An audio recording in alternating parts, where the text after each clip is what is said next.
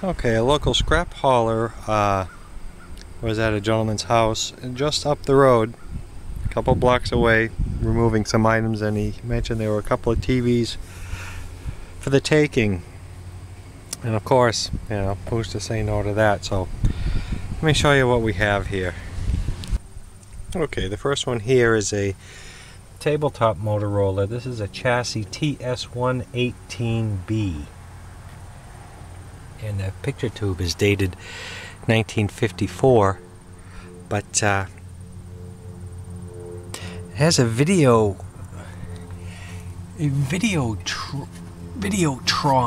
Is that a rebuilt CRT? I'm not sure, but it's a 17 BP4A. The speaker is lying there, and these are odd because they're not permanent magnet speakers on either of these Motorola's. I'm gonna have to try to save that speaker.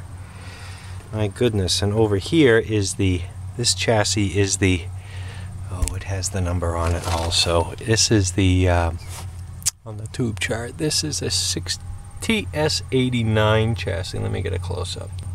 This is a TS89 console with one broken leg, but the leg is there. It could be mended. It's been mended already with a bracket, but this has a 16 TP4 Sylvania tube, which again they said, well, this is broken. I don't know if you can do anything about this, but I think I brought the CRT checker. I was able to get the tube to light, so I'm hoping that just the wires, maybe they're still attached. I could get no emission and no cutoff. We'll check that tube. This chassis is also a wreck missing, meaning it's missing all the tubes. But there you have it. That's a 16-inch Motorola console and a 17-inch Motorola tabletop. And at the last minute he came walking out with this, and this looked familiar to me right away.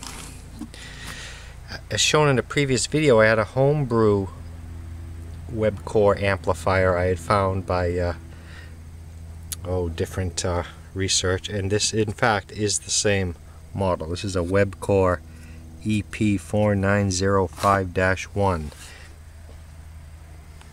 It's before 1962 because it says Chicago 39 on it, and it's again this is the Webcor standalone amplified tube speaker. And also he had thrown in a bunch of tubes for the sets. I don't know what's in here. 6HV5.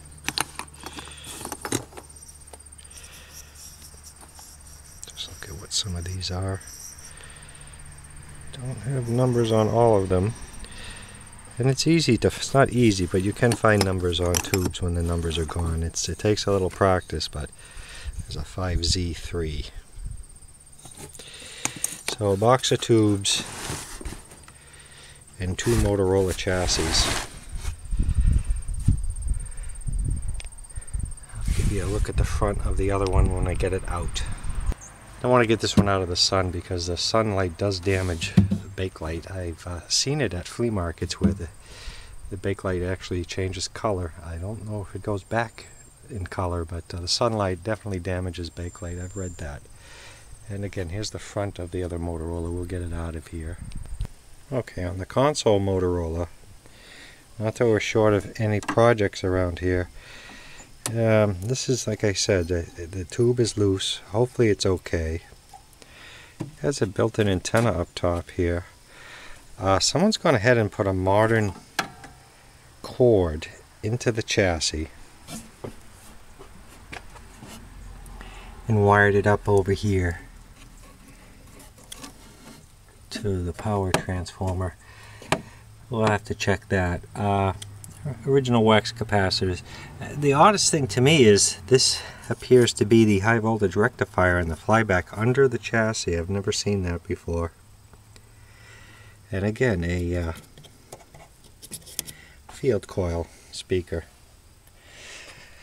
This is our broken leg. It's not terrible. I perhaps wouldn't have put a screw through it. It does differ than the back leg. it is repairable, and it would not look too terrible once repaired. So, and we'll get this set up inside. But here's the, oh, I can't open the door because it's on its side, but this one has its knobs. We'll get it inside. Okay, I did want to stack the Bakelite on top of the console, but with that leg the way it was, that wasn't too possible. But with the help of a jack stand here, it holds quite nicely there. So here's our Motorola console, and with the tube that we'll need to check, but it does not have any air around here, so I'm hoping those pins can be saved. This one here is missing both knobs, but and we have not tested the tube. Cabinet, other than being having a few blems and whatnot, is in pretty decent shape, and the speaker is missing. The cone has seen better days. So there you have it. There's two for the taking. This time Motorola 1950s televisions. Thanks for watching.